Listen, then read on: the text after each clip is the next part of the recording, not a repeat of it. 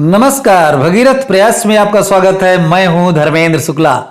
बहुत बड़ी खबरें आ रही हैं। भारत समेत दुनिया के 35 देश मिलकर बना रहे हैं नया सूरज।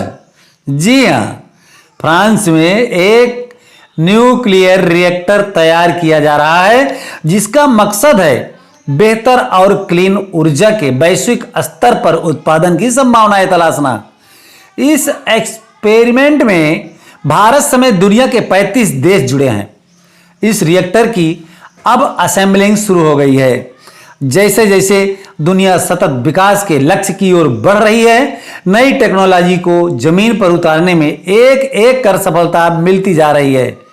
दुनिया भर में ऊर्जा की जरूरत के लिए अब तक कोयले और कुछ हद तक सौर पवन ऊर्जा जैसे माध्यमों पर निर्भरता कम करने और पहले से कहीं ज्यादा क्लीन एनर्जी पैदा करने के लक्ष्य के साथ 35 देश साथ आए हैं। फ्रांस में international thermonuclear fusion experimental reactor ITER बनाया जा रहा है, जिसका लक्ष्य यह पता लगाना है कि भविष्य में वैश्विक ऊर्जा स्रोत के तौर पर न्यूक्लियर फ्यूजन का इस्तेमाल किया जा सकता है या नहीं। अब इस रिएक्टर की असेंबलिंग फ्रांस में शुरू हो गई है। इस मौके पर भारत समेत ITER के कई सदस्य देशों के प्रतिनिधि मौजूद रहे। आइए आपको बताते हैं क्या है ITER और कैसे भारत में इसमें एक अहम योगदान निभा रहा है, क्यों किया जा रहा है यह एक्सपेरिमेंट। तो मैं आपको बताना चाहता हूं, यह रिएक्टर एक एक्सपेरिमेंट है जिसमें आम लोगों तक ऊर्जा नहीं पहुंचाई जाएगी, लेकिन यह ऐसा मॉडल है जिसके सफल होने पर यह पता लगाया जा सकेगा कि कैसे कमर्शियल ऊर्जा उपलब्ध करने के लिए ऐसे ही रिएक्टर्स को सटीकता से बनाया जा सकता है। ITER का लैटिन में मतलब भी है रास्ता। इस एक्सपेरिमेंट में बेहतर ऊर्जा के लिए नया रास्ता तैयार किया जा रहा है। टॉकमैक एक ऐसी डिवाइस है जो मैग्नेटिक फील्ड की मदद से न्यूक्लियर फ्यूजन जनरेट करती है। पारंपरिक तरीकों की जगह फ्यूजन रिएक्शन को ऊर्जा उत्पादन के लिए इस्तेमाल किया जा सकता है या नहीं, इसे लेकर ITER यह एक्सपेरिमेंट कर रहा है। खास बात यह है कि यही न्यूक्लियर रिएक्शन सितारों में होता है, तो एक तरह से ITER धरती पर ही सितारा बना रहा है। क्या है न्यूक्लियर फ्यूजन रिएक्शन, इसके बारे में जानकारी करते हैं और बताना चाहते हैं कि न्यूक्लियर फ्यूजन रिएक्शन से 15 करोड़ डिग्री सेल्सियस का तापमान पैदा होता है। इसकी वजह से ऐसा प्लाज्मा पैदा होता है जिसमें हाइड्रोजन के आइसोटोप्स ड्यूटेरियम और ट्राइटियम आपस में फ्यूज होकर हीलियम और न्यूट्रॉन बनाते हैं।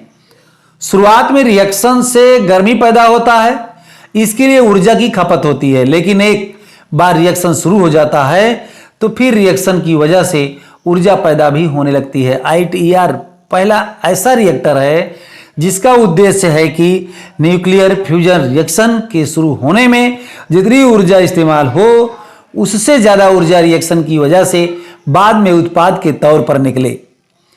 और आइए जानते हैं क्यों बेहतर है फ्यूजन रिएक्शन ऊर्जा।